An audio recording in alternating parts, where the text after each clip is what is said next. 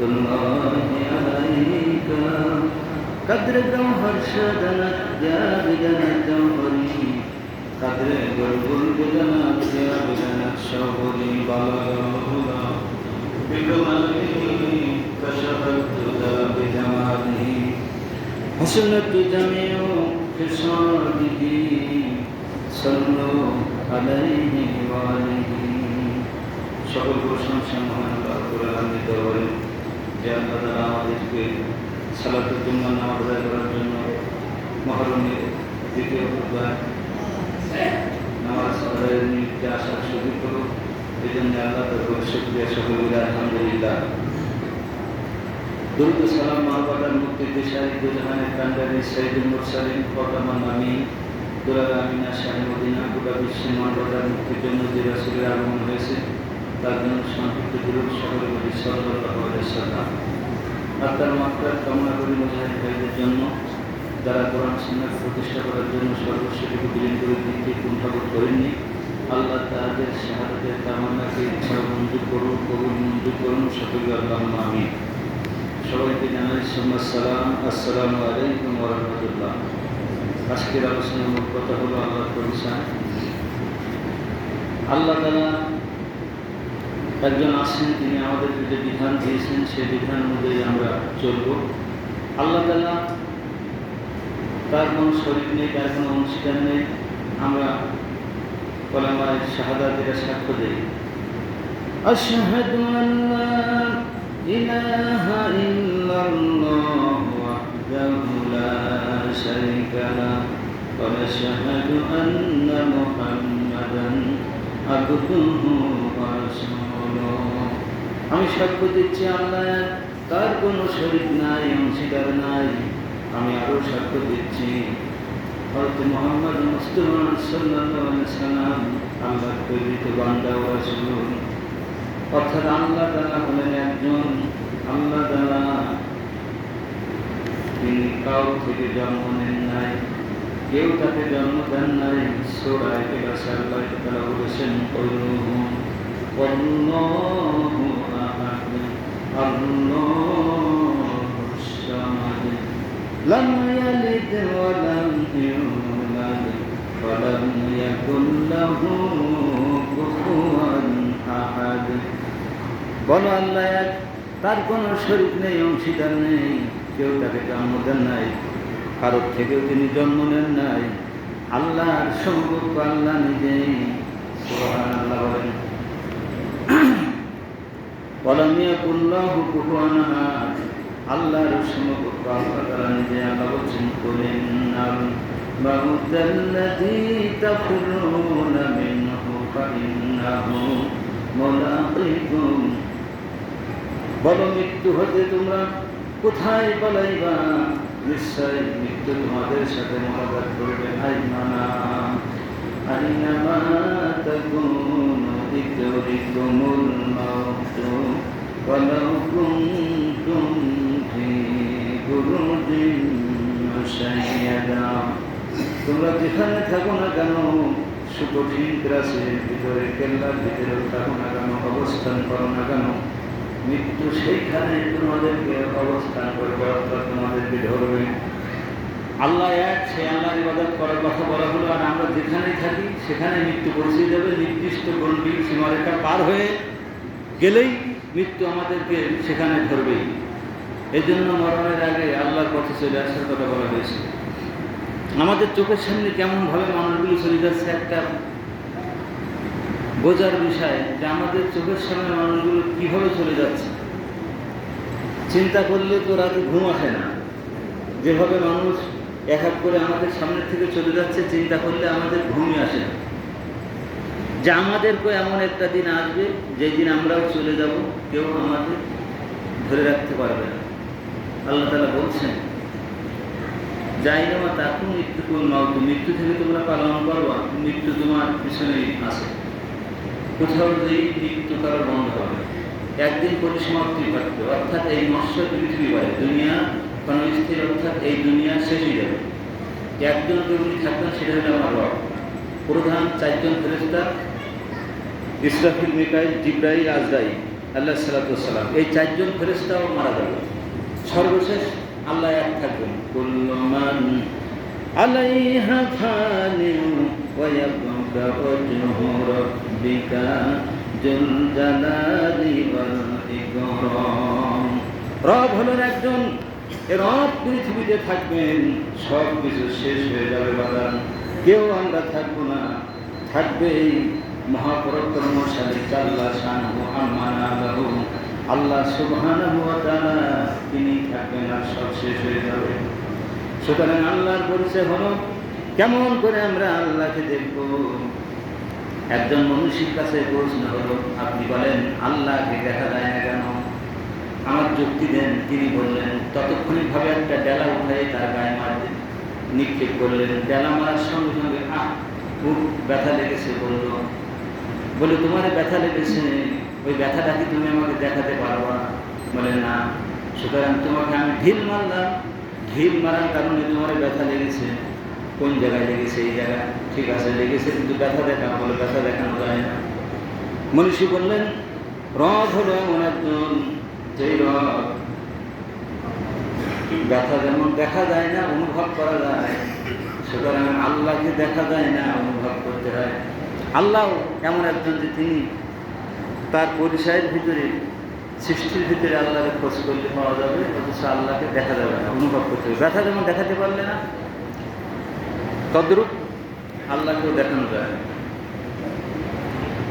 আমার ভাইরা, সুন্দর একটা ফুল, একটা গোলাপ ফুল হোক, একটা পাপড়ি ফুল হোক, একটা ঘাস ফুল হোক, একটা রজনীগন্ধা ফুল হোক, একটা ফুলের সাথে আরেকটা ফুল কত সুন্দর করে মিল করে আমার আল্লাহ তাআলা সৃষ্টি করেছেন।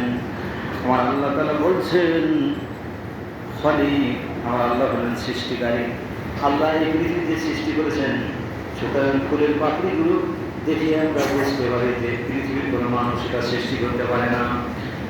এত সুন্দর করে ফুল, সেই ফুলের ধ্যান নিয়ে সেন্ট তৈরি হয়। আমরা এটা হরিণ থেকে তৈরি হয়, তাহলে সেন্ট তৈরি হয় রজনীগন্ধা ফুল দিয়া। এই ফুলের সেন্ট আমরা মাখি, কিন্তু এই ফুলটা এত সুন্দর করে আমরা আল্লাহ তৈরি করলো। পৃথিবীর কোনো মানুষ এই ফুলের পাপড়ির সাথে কোনো তুলনা হয় না। পৃথিবীর কোনো মানুষ এমন করে ফুল তৈরি করতে পারে না। সুতরাং এখানে আল্লাহ পরিচয় হলো যে আল্লাহ তাআলা আছেন একজন। এই ফুলকে দেখে আল্লাহর অস্তিত্ব এখানে নিখুঁতভাবে প্রমাণ হয়। তামাম আসমান জমিন আল্লাহ তাআলা কোনো স্তম্ভ ছাড়াই সৃষ্টি করেছেন। আল্লাহ তাআলা বলছেন, সাব্বাহা লিল্লাহি মা ফিস সামাওয়াতি ওয়া মা ফিল আরদ। আসমান আর জমিনে যা কিছু তোমরা দেখো, আমি আল্লাহ সুবহানাহু ওয়া তাআলা সব কিছু সৃষ্টি করেছি বিনা স্তম্ভে, বিনা খুঁটি দিয়া। সব আমি তৈরি করলাম, কিন্তু বিনা খুঁটিতে। 7 তবক আসমান জমিন আল্লাহ তাআলা বলছেন এখানে আল্লাহ আছেন একজন, এটাই তার প্রমাণ হয়ে যায়।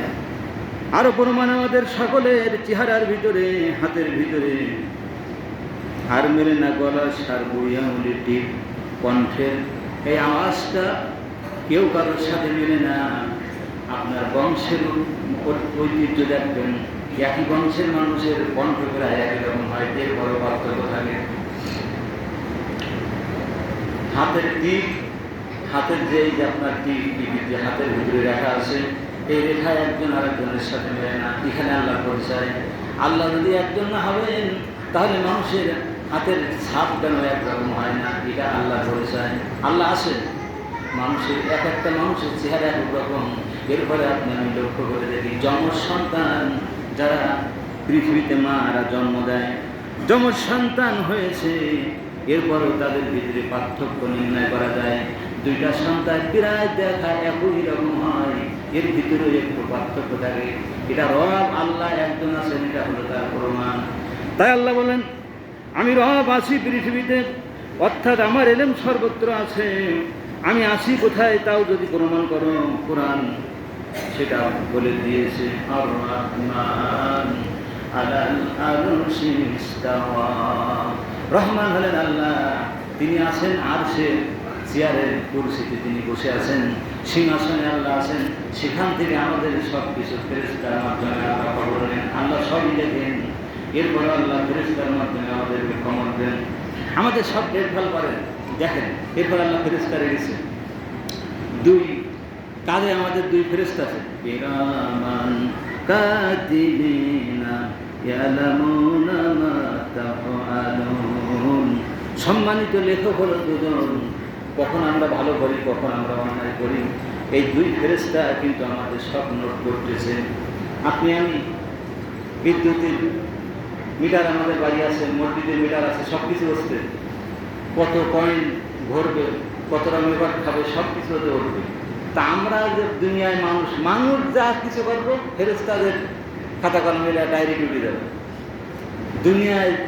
এরপরে এখন বলছে যে নির্বাচন হবে সামনে ডিসেম্বরে, প্রত্যেক জায়গায় সিসি ক্যামেরা থাকবে এবং বাহিনী থাকবে, সব দেখভাল করবে।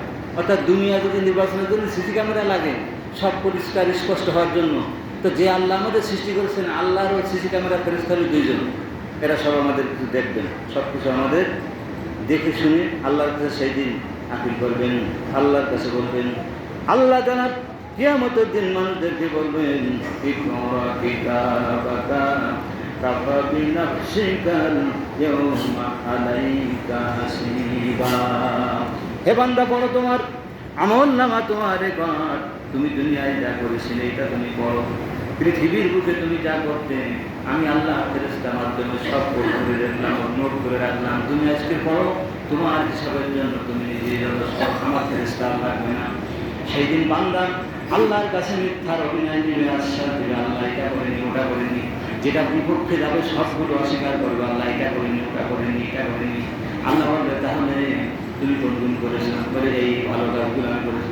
আল্লাহ বললে পড়ো, বান্দা পড়বে আর এই ভালো ভালো করে উল্টাবে, খারাপগুলো বাদ দেবে। ইয়াউমাইযিন তুহাদ্দিসু আখবারাহা, সেই দিন সব কথা আল্লাহর সাথে বলতে হবে। বিআন্না রাব্বাকা ওয়ালা, কিয়ামত হওয়ার পূর্বক্ষণে পৃথিবী সেদিন লণ্ডভণ্ড হয়ে যাবে। মানুষ বলবে, হে পৃথিবী তোমার কি হলো? আজকে তো সেই দিন যেই দিন আল্লাহর কাছে হিসাব দিতে হবে। অবশ্যই আমাদেরকে হিসাব দিতে হবে, তাহলে আল্লাহ একজন আছেন এটা প্রমাণ হলো ঠিক, আর আল্লাহর পথে আমাদেরকে থাকতেই হবে, এ পথে আমাদেরকে একত্র হতে হবে, আল্লাহ দিন প্রতিষ্ঠা করতে আমাদেরকে থাকতে হবে। রব যদি একজন হয় তাহলে পথ একটা, আল্লাহ তাআলা হিজবুল্লাহ হিজবুল শয়তান, একটা আল্লাহ তাআলা শয়তানের দল, শয়তানের দল যারা থাকতে তারা চিরস্থায়ী জাহান্নামী হবে। এ পক্ষে আমাদেরকে থাকাই লাগবে। একত্ববাদে যারা বিশ্বাসী, কতজন বলতেছিলাম, যারা আপনার কাশিতে দাগও দেয় না, যারা তাবিজে ব্যবহার করে না, এরা নিঃসন্দেহে জান্নাতে যাবে। যে দুনিয়া একটু ভালো অবস্থা আমাদের হয়, এই কাশি করি দাও, ওদের নাম কাটিয়ে দাও, অনেক কিছু হাবি যাবি আমরা চাই, কোনো তাবিজ কত পেরেক কত, ঘর বন্ধ করো হাবি যাবি, এই ডিম চুরির মধ্যে কত পেরেক কত, অর্থাৎ অনেক কিছু যারা এই সমস্ত বিশ্বাস করে এগুলো খুব ভালো কারণ, এগুলো নিষিদ্ধ। কোনো পর্যায়ে বলেছে যে শিরিক করা, জাদু করা, জাদু টানা, এগুলো কাফের। বলে জাদু হক কর্নালে কাফের, জাদু হক হয় কি? জাদুই হারাম, তো জাদু হক হলি বলি, একটা ভুল থিওরি যে জাদু হক কর্নেওয়ালা কাফের, এরকম বলে না? তো জাদু হচ্ছে হারাম, জাদু করাই হারাম, তা জাদু কর্নেওয়ালা কী হচ্ছে? যে জাদু করবে সেটা কাফের হয়ে যাবে। অর্থাৎ ওর সাথে তখন অ্যাড হবে, সম্পর্ক হবে, যেই করবে সঙ্গে সঙ্গে সে কুকুরিতে পরিণত হয়ে যাবে। আর কাফের শব্দ অর্থ, কুকুর শব্দ অর্থ ঢেকে দেওয়া, চাপা দেওয়া, ধামা চাপা দেওয়া, বন্ধকি দেওয়া, বাদ দেওয়া। কুকুর শব্দের অর্থ অস্বীকার করা। তা আল্লাহ তাআলা একজন তিনি আসেন পৃথিবীতে। আমরা বলি যে যখন কোনো বিপদে পড়ি উপর আল্লাহ যা করে, এরকম বলি কেন?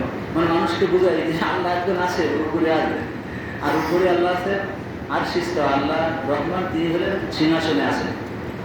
আল্লাহ তাআলা আয়াতুল কুরসির ভিতরে বলছেন,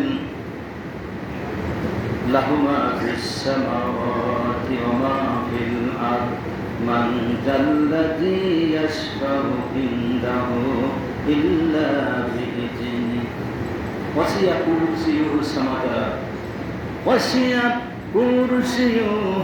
সামাওয়াতি ওয়াল আরদ। আল্লাহ কুরসি অর্থাৎ চেয়ারে আছেন, আসমান জমিন আল্লাহ দেখছেন সেই সিংহাসন দিয়া। তাহলে আমরা যে রাতের আধারে অন্যায় করি আল্লাহ দেখে না?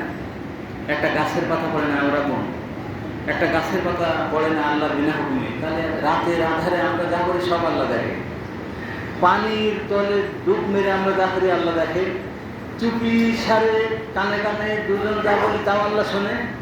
আল্লাহু সামিউন বাসীর, আল্লাহ সব শোনে। আমরা গোপনে যা বলি, প্রকাশ্যে যা বলি, সব আমার আল্লাহ তাআলা দেখেন, বাস্তব শোনেন। আল্লাহর এলেমে সব জানেন। তাহলে আল্লাহ তাআলা একজন আছে, সে আল্লাহর পক্ষে থাকতে পারে। ওই ব্যক্তি আল্লাহর পক্ষে থাকে যখন আল্লাহর পক্ষে সাপোর্ট আসে, সেই জন্য থাকেন। দিন প্রতিষ্ঠার কথা আল্লাহর বান্দারা যখন থাকে, সেটা আল্লাহর পক্ষে সঠিক বান্দা সে হয়ে যায়। এই জন্য মোক্ষম সময়, এখন পাটের সময়, পাট যেমন আমাদের লাম্বা হয়েছে, কাটতে হবে, এরপরে স্কিম আমরা করবো, সেকেন্ড স্কিম। এই বর্ষার সিজন আমরা রোবো। পাট বন যাদের আছে যদি না কাটে, তাহলে এখানে রোপণ করতে পারবে না, সে কাঙ্ক্ষিত মানে ধান পাবে না। তাহলে মোক্ষম সামনে নির্বাচন আল্লাহর পক্ষে আমাদেরকে সাপোর্ট দিতে হবে। সেই পক্ষে দিন প্রতিষ্ঠা করতে হবে, গোটা মানুষের হক নিশ্চিত করতে হবে। এটা যেটা ভালো সেটা মুসলমানরা কল্যাণের পথে চলবে। আজকের গোটা বিশ্বের কাফেররা সব এক হয়ে গেল, যা সৌদি আরবও ইসরায়েল হাতে হাত দিয়ে তার আকাশপথ দিয়ে ইরানে আপনার হামলা করেছে। তাহলে ইয়ে কত বড় মুসলমান, যে এক মুসলমানের রক্ষায় করে।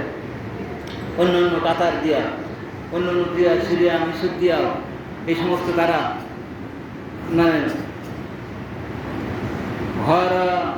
মানে হরেক রকম আবুল তাবুল, এরা মানে বিভিন্ন ধরনের মাধ্যমের ভিতরেরা চলে যেয়ে এদের সাথে হাত মিলে আজকের এক মুসলমান শেষ করছে। ইরান সঠিকভাবে জানিয়ে দিয়েছে, আমি মারা যাবো আয়াতুল্লাহ খামেনি, কিন্তু আমার প্রজন্মগুলি চালিয়ে যাবে।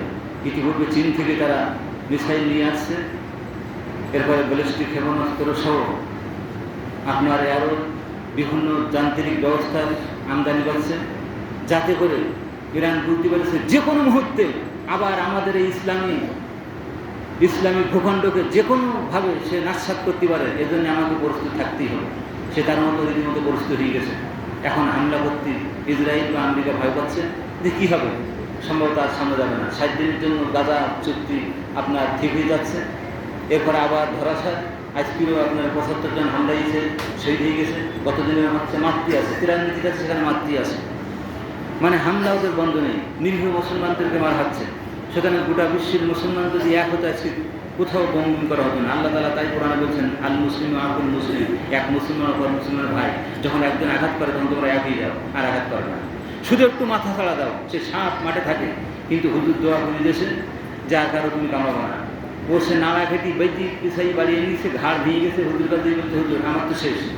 নাড়ার বোঝা খেটি বাড়িয়ে নিয়ে ঠাস করে ফেলিছে, আমার ঘাড় নেই, কোথায় তোরটা আমি খোঁজ করতে বারণ করিলাম। তা গোটা বিশ্বের মুসলমান ভাই ভাই যখন এক জায়গায় হামলা হয়, তারা এক হয়ে যদি আওয়াজ করে, হামলা তো হামলা। সাপ যদি একবার ফোর্স করতো, তো ওর তো বাইতি বাড়ি রাখার দূরের কথা, ওর ছায়াটা উঠতো না এই নাড়াওয়ালা।